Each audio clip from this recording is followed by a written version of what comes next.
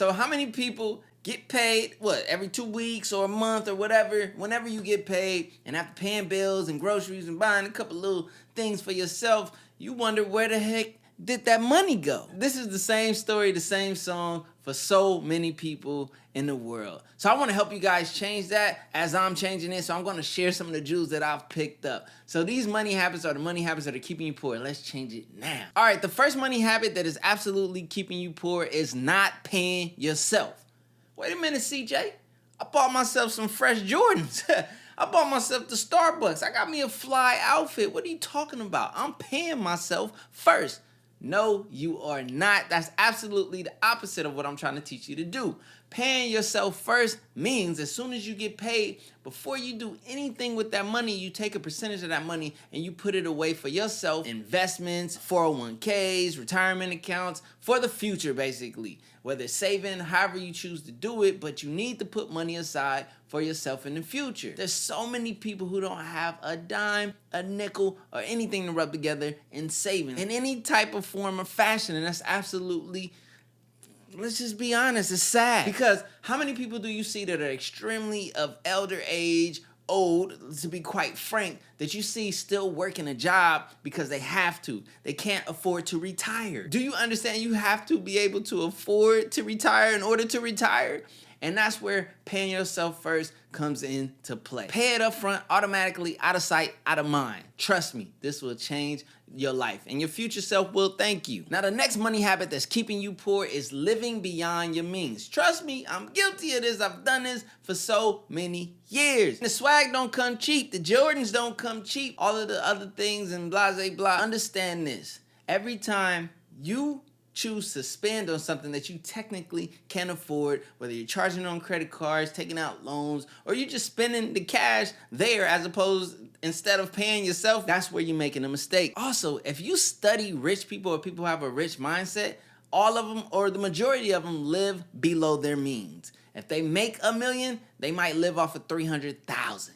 It's that serious, and take the 700,000 and invest it and put it to work in businesses and ventures to help grow it. It's that serious. That's why your millionaire next door might be living in a $300,000 house, but that person's pulling in millions, but they're choosing to live below their means so that they have more money to put to work to set up the future, the kids, and so forth. That's how it works. So please, do not live beyond your means, live below your means. It takes time. It's a habit that you have to develop. I'm working on it myself. So as I'm telling you, I'm telling myself, live below your means. Now, the next money habit that's keeping you poor is overusing credit cards. Yes, guilty, been there, done that. Working my way up out of that. You guys have to understand, the second that you go to charge something, and this goes back to the habit that I just talked about, living beyond your means. The moment you go to charge something that you cannot afford, and the only way that you can afford it is by using a credit card, that's a backwards cycle. And that's a cycle so many of us who are not financially literate fall into, and then we fall behind. People wonder why wealth is in a certain percentage of knowledge and wheelhouses, because they've been taught to utilize credit properly at a young age, so that way when they became an adult, they already had a good credit and they already knew how to manage it. So many of us are not educated in how to properly use credit, so we misuse it. And that's the worst thing that we can do. You have to understand that your debt to credit ratio is so important.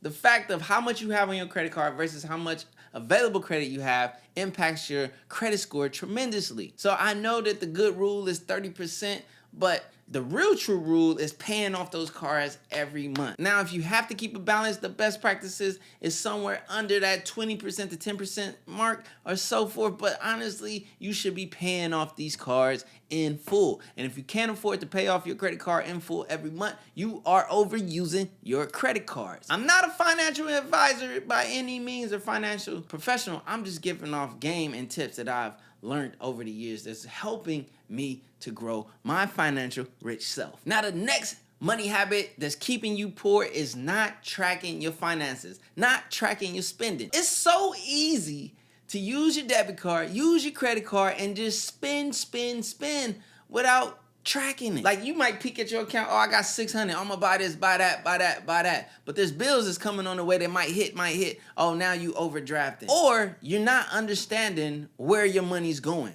By sitting down and writing out your money and seeing exactly where it's going, you get a clear picture as to how you're spending your money, and it might change your money habits. Actually, it will, trust me. I had no clue until one day I looked at a bank statement to see how much money came in, how much money went out, and it transformed my mind, and it actually pushed me forward. So every month I sit down at a certain day of the month and I pay the entire month, like everything. I just pay it all out and I get to see all of the money come out. And when you see how much money you actually are spending, then you start to make adjustments or start to optimize your spending for the better. Also, you get a clear picture of where your paper going, and that's most important. Now, the next money habit that's keeping you poor is not facing your debt.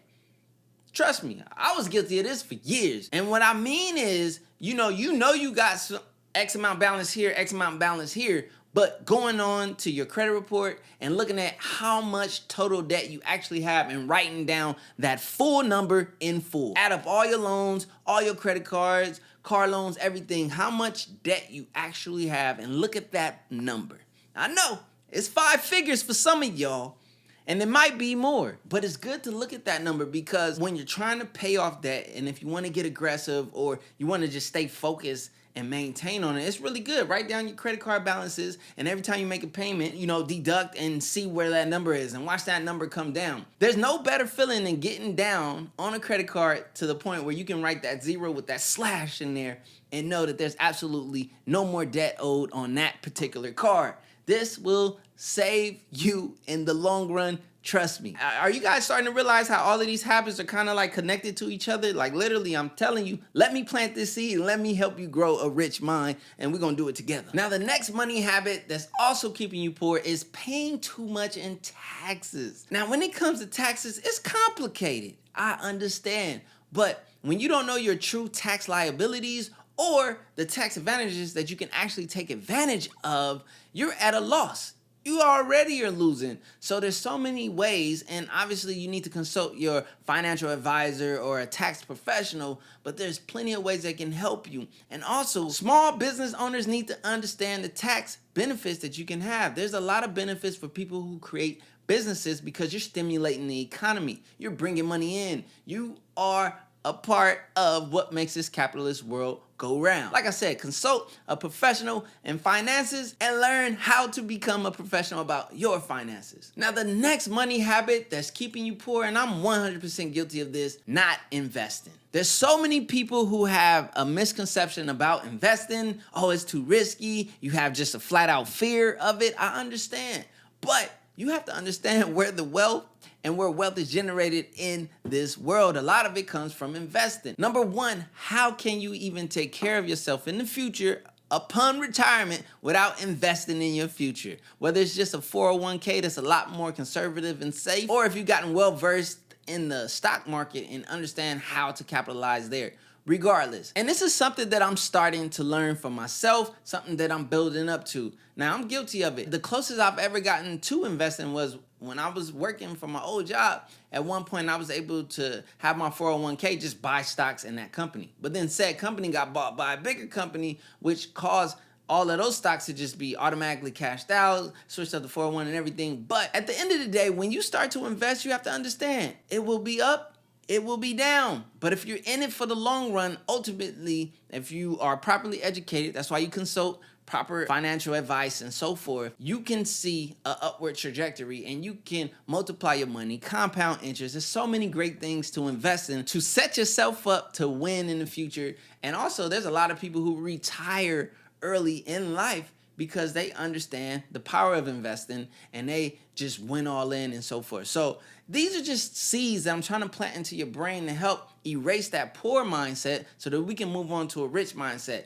Now, a lot of these things I'm going to be implementing live on this channel. I'm going to be starting an investment account, sharing my portfolio. You guys can watch me do it in real time and so forth, and so many other things. But I'm just on this financial journey to improve myself financially, but also I just want to help a couple other people who are looking to improve their financial situation as well. I can share those jewels with you And we can do it together, man. We can hold each other accountable. We can build groups and all that. There's so much more that's coming on Create a Hustle. This journey is going to be lit. So come along for the ride. If you haven't already, smash that subscribe button. Hit the like button so someone else can get this video, because we have to stop this poor mindset. We have to move over and shift into a rich and wealthy mindset. My name is CJ. That's on me, ayy. Any day could have been dead.